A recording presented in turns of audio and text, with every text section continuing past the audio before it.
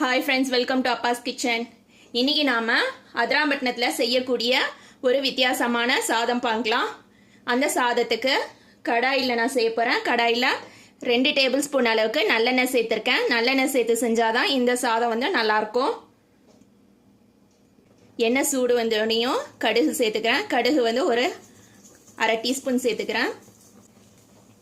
வீட்டில் காய் எதுவும் இல்லாத நேரத்தில் இந்த சாதம் செஞ்சு சாப்பிட்லாம், டேஸ்ட்டாக இருக்கும். கடலைப்பருப்பு, துவரம்பருப்பு, உளுத்தம்பருப்பு 3 எடுத்திருக்கேன். 1/2 டீஸ்பூன் எடுத்திருக்கேன். 3ஐயும் சேர்த்துக்கலாம். காஞ்ச மிளகால விதை எடுத்துட்டு 3 மிளகாய் சேர்த்துக்கிறேன். அது கூடவே கருவேப்பிலை சேர்த்துக்கிறேன். 1/4 டீஸ்பூன் அளவுக்கு பெருங்காயத்தூள் சேர்த்துக்கணும். பாதி வெங்காயம் இந்த மாதிரி கட் பண்ணிட்டு சேர்த்துக்கிறேன். வெங்காயம் வதங்குறதுக்கு உப்பு சேர்த்துக்கலாம். கல் உப்பு தான் சேர்க்கணும். கல் உப்பு சேர்த்தாதான் டேஸ்டா இருக்கும். பாதி தக்காளி இந்த மாதிரி கட் பண்ணி சேர்த்துக்கிறேன்.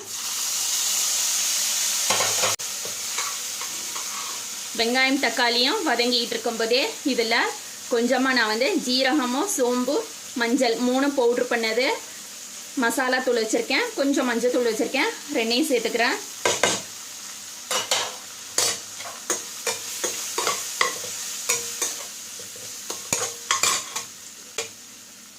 மஞ்சள் தூள் 1/4 டீஸ்பூனு, ஜீரக சோம்பு வந்து 1/2 டீஸ்பூன் எடுத்துக்கோங்க, கரெக்டாக இருக்கும். வெங்காயம் தக்காளி வதங்கிக்கிட்டு இருக்கும்போதே கெட்டி புளி வச்சுருக்கேன். அது வந்து ஒரு 1/2 கப் அளவுக்கு சேர்த்துக்கிறேன்.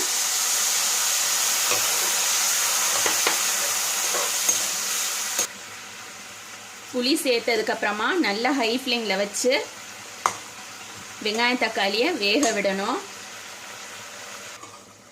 புளி கெட்டியாக ஆரம்பிச்சிருச்சு. இப்போ நான் வந்து அரிசியை ஊற வச்சு இன்னும் 10 நிமிஷம் அந்த அரிசியை சேர்த்துக்கிறேன்.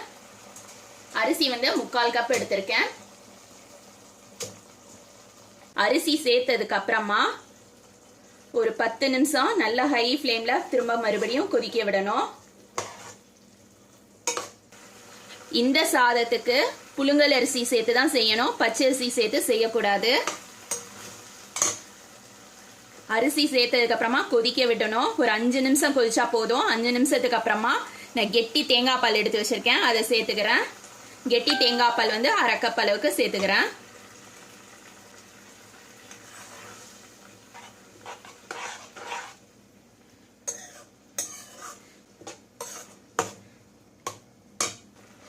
தனி தேங்காய் பால் 1/2 கப் சேர்த்துக்கிறேன்.